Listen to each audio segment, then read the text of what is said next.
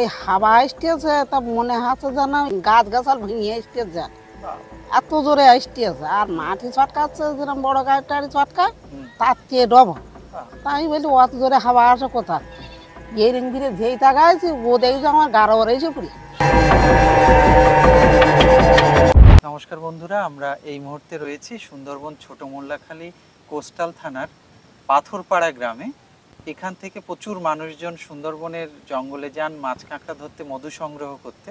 আমরা এখন এমন একজন মানুষের সঙ্গে কথা বলবো, উনি মহিলা হয়েও জঙ্গলে কাঁকড়া ধরতে গেছিলেন এবং বাঘের আক্রমণ হয়েছিল। তো খুব সাহসিকতার সঙ্গে উনি বাঘের সঙ্গে লড়াই করে বেঁচে ফিরে এসেছিলেন। তো সেই দুঃসাহসিক কাহিনীর কথা আমরা এখন ওনার মুখ থেকে সরাসরি শুনে নেব। আচ্ছা, প্রথমে জেনে নেব আপনার নাম। উষা মণ্ডল। আচ্ছা, যে ঘটনার কথা আমরা শুনেছি তো একটা সাংঘাতিক ঘটনা। আপনারা তিনজন কাঁকড়া ধরতে গেছিলেন এবং বাঘের আক্রমণ হয়েছিল আপনাদের নৌকোর উপরে। তো সেই দিনকে কি ঘটনা ঘটেছিল যদি একটু শুরু থেকে বলেন। আমরা তিনজন লোক, বুড়োটা দোনে নুন দিচ্ছ, আর আমি ওই যে পাছায় থাকে তার আমি বগাই করতেছি। বগাই করতে করতে তুই কেট দিলাম গাছ, ইয়ে ধারে পাড়াল গো এরকম শিশু গাছতলা তো উঁচু, আর এ ধারে এইরকম ছিয়াম। হ্যাঁ, তা সেখানকে ছুটি আসতে আছে।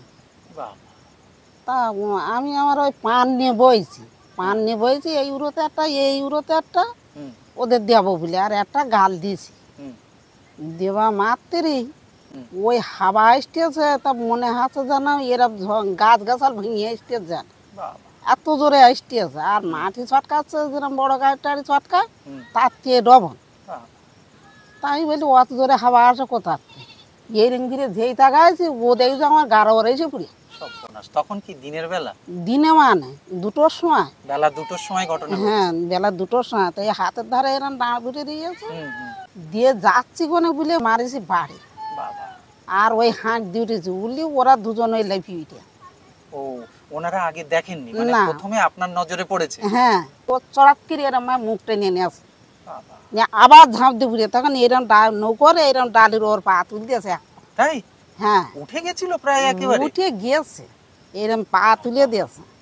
এই নৌকরতে এইরকম বোধ হয় একটুকুনি আন্তরে গেছে হাত ধুই, আবার ঝাঁপিয়ে গেছে। আর আমার ওই হাঁক ভর মোংলাও উঠে দাঁড়িয়েছে, ওর হাতে একটা ছিটে ছেলে এরকম নৌকো দিয়ে পা ধরছে, তো গালাইল দিলি উঠে আছে।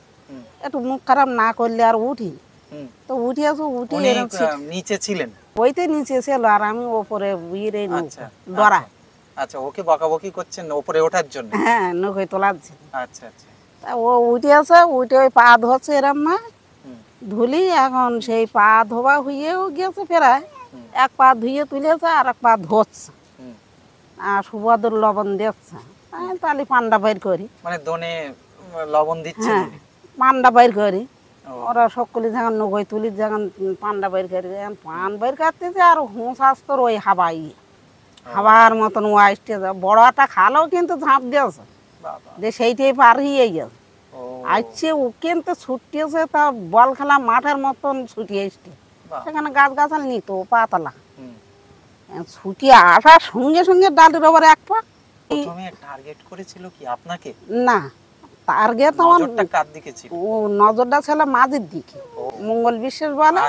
ও যে এইভাবে পিছন ফিরে দিয়ে তো, আর ও পিছন দিকটা এসে ঘাড়ে ধরবে। ও বাড়িও এসে ওইরকম বুলো সাদা কাপড় পুড়িয়ে থাকতে হতো আমার পর, যদি আজকে দিদি না থাকতো। তাই সেই ভগবান সেই ফিরিয়েছে বলে ফিরিয়েছে, আমি তার ফিরোইনি, থাকুক সেই ফিরিয়ে। তারপর কি হলো? লড়াই চলছে একটা না? তারপর ওরা যখন ওই হাঁক দেওয়ার সাথে সাথে দুজন উঠে দাঁড়িয়েছে, জানে তো বনে একটুকুন হাঁক দিলি সবাই উঠে দাঁড়াবে। উঠে দাঁড়িয়ে ওরাও হাঁকি উঠে, ওই দাঁড়িয়ে বলে যা করে ও আর মুখটা ডাবার পারে। তারপর সমান বাড়াবাড়ি, তারপর ওরাই কিন্তু আবার দুজন বাউলে বলো। কি মাল ঠিকঠাক ভাবে করা হয়নি নাকি?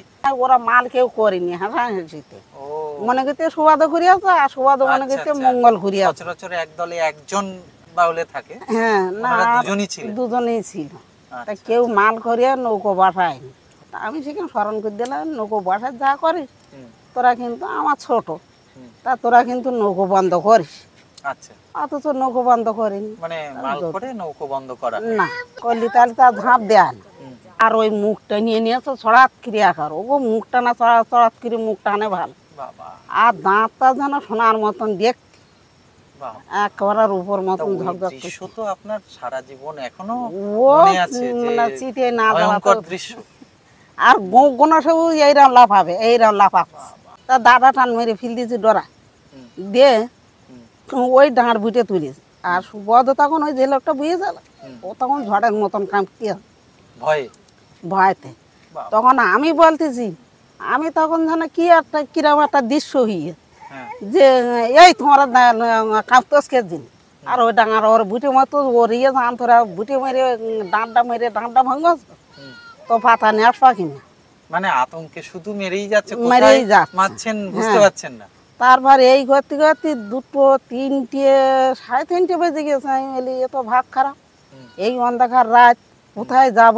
হুম। আর এ তো এই পাড়াতে এ পাড়া আইলে আর আমার তিনজনের কারো রাখবে না, বাবা, ও পরিষ্কারই করবে। শুধু এক পাড়ে দিয়ে বলে আমার জীবন না পেয়েছি এই ও এইরকম পাড়া মশো উঁচু এরকম থেকে, নৌকো। উঁচু থেকে ও সহজে আক্রমণ করতে পারে। হ্যাঁ, এরকম নৌকো আবার পাড়ার গায়ে লেগে যাবে ভাঙন গা। আচ্ছা, আচ্ছা। আর এ ধারটা চোয়ারে চর একেবারে আছে। ওই যদি পার হয়ে যদি এই পাড়া আসে হুম, তা আমার করার কিচ্ছু নেই। আচ্ছা, আচ্ছা। নৌকো যে জায়গা আর থে পাড়াও শিখে। ও আর ও যে চোয়ারের ইয়ে দিলে একটা গরম গাছের গায়ে এরম হয়ে থাকতে, একটা গরম গাছের গায়ে এরম হয়ে থাকতে। হুম, আর ওখানতে নালাচ্ছে আর দাঁত ঝকঝক করতে আর ওই গনে এরম করতে। বাবা, আমি বলি ঝাঁপ দেয়ালে বলো তোমরা রেডি। আর উকেনতে ছুটিয়ে আসে নগর ধারে আর উকেনতে বড় বড়ি করে। তো এমন কথাটা বলতেন না যে আমরা মার নাম করি সেই সময় মনে পড়ছে না। না। তাও আমি বলতে তোমরা মার নাম করো কেউ করতেন। গ্রাফিটা যা করে ছোট গ্রাফি তো হ্যাঁ, হ্যাঁ। যা করে ওই দড়ি পাদে ওই মোংলা হাঁকাই করতে আর ওইটাই নিয়ে তুলি ও তুলি নগর ছোট গ্রাফি আগিয়ে গিয়ে হুম, আলি গ্রাফিটা তুলে হুম। তুলে আর নৌকো টানার লোক হাঁটছে না। মানে খালে তো জল নেই, সামান্য খালে জল নেই, এই পাঁকে উলিছি আমি উলিছি তাই আপনি পাঁকে উলিয়ে। নেমে।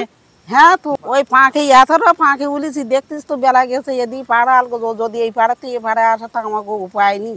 হ্যাঁ, তা কী করে আমি লোক বাঁচাবো আর কী করে বাঁচ যাও। হুম, তা হাত থেকে মা বাবার নাম করতে করছি তাও করতে না। তা আমি এক কাজ করি, আমি সুবাদর বলি দাঁড়াও, মঙ্গলা বলি দাঁড়াও, হুম, আমি হাত থেকে নৌকো টানবো আমি। হুম, ও ওই পারে থাকলো আর আমি এই পারে থাকলাম। হুম, আমি যদি এক হাত টানি হুম। তো ও দু হাত থাকবে। বাবা, আর ঝেই এগিয়ে ঝেই এক গাছের গোড়ায় ধেই দাঁড়ায় হ্যাঁ, আর ওই দাঁত বের করে নালাচ্ছে। আর উনি ছোট আর উনি আবার লাভ দেন ওই উঠি আবার হিনে দিতে বাবা, ধরিয়ে ওর আবার ফিরিয়ে দিই দিয়ে আবার উলিয়ে এই রঙ ঘুরে ঘুরে টাইনিয়ে বোধ ই কিনতে এই মায়ের ঘরটার একটুকুনি আছে। তখন আমার ধুমলি গেছে। তখন আমি সুবাদর বলতেছি তুমি তো বলো না গাঙে এসে গেছে, আমি আর পারতেন হুম, আমার আর ক্ষমতায় পাইতেন না, অনেক দূর টাইমতে হুম, এই কিন্তু ওই আলো টালো জ্বলতে তো অত দূর টাইনিয়ে গেছি হুম, গিলে তা এখন দমে পাইতে না। তাই ওই বুড়ো শেষে উলিয়েছে হুম, ওই ওর টুকুন টাইনিয়েছে হুম। টাইনিয়ে গাঙে হলি দিয়েছে। এরকম ঘুরে ঘুরে ওই নৌকোর পাঁচ যাইয়েছে আর নৌকো হড়াস করে ওই দেয়ালে দিলে মাঝি উঠে গেলে গিয়ে নৌকোর পাশ। বড় নদীতে চলে এসেছেন। হ্যাঁ, বড় নদীতে বেরিয়ে গেছে আর ও ডাঙাতে হাঁটতে আমরা জল দিয়ে বেরিয়ে যাচ্ছে। বাবা, তারা জল দিয়ে বেরিয়ে গিয়ে হুম, তারপর আমার গায়ে কাঁপ হয়ে গেলো। আমি তখন তাড়াতাড়ি করে হাত পা ধুইয়ে কাপড় টাপড়গুলো পালিয়ে একটা ছায়া কাপড় পরলাম পুড়িয়ে তখন আর মানে ভয়টা পেয়েছেন পরে। হ্যাঁ ভয় হাতছে মানে ওই তখন আমার সময়ে পরে আপনি- এসে গেছে। আচ্ছা, তা ওই 5 আসছে আর একটা নৌকো আছে তাগো হাঁকাহাঁকি গলা ভর করতেছি যে আলি বড়ো বাঘ যাচ্ছে আচ্ছা, করে শ্যাওলাই এখানে বের করেছি করে দুই নৌকো একসাথে হয়েছে হুম, হইয়ে বাড়িয়ে আমার ওই হাতাল বিনে কালির চর বলে না হুম, হুম। ওই কালির চরে পারে গিয়েছি। ও ও। তখন ওই আমাকে নৌকোর পাঁচ হেঁটে হুম, তারা যখন গাং পাইট দিয়েছি ওই পাড়া হুম। তখনই ও গাং ধারে এসে মানে গড়িয়ে দিয়েছে। বাবা, গাং ধারে এসে বুঝতে তো আমরা তখন কালির চরে যাচ্ছি। ও, তারা ওই কালির চরে গেলাম গিয়ে ওইখানে গিয়ে থাকলাম কাপড় চাপড় পলিয়ে নিয়ে। হুম, তা আমি আর ডাঁড় বুটি আর ধরলাম না। হুম, তখন আমার হাত পা খিল লেগে যাচ্ছে গায়ে কাঁপও হয়েছে। তখন ওই পারে গেলে গিয়ে দুখান নৌকো আছে, সেই দুই নৌকোর মাঝখানে আমাকে নৌকো পুড়িয়ে দেয়ালে দিলি। আর আমি ওই কাঁথা গায়ে দিয়ে ওই গায়ে কাঁপ হয়ে গেছে, তখন কাঁথা দেয়ালে দিয়ে ওই শুয়ে রয়েছি। শোবার পরেও আমার ওইভাবে শুয়ে রয়েছে আমি বলতে নি। তারপর ওরা ওই ঝাড়ান কাড়ান এটা ওটা করতেছে, করার পর ওইভাবে থাকলো। রাত কীভাবে গেল বলতে নিয়ে সকাল হলো, তখন একটু হুঁশ হলো। ওই খানিক সময় ঘন্টা দুই পর বলতে আমি আর দোন ফেলা পারো তোমরা ফেলাও, না পারো না ফেলা, আমি আর দোন টোন আর পাবো না।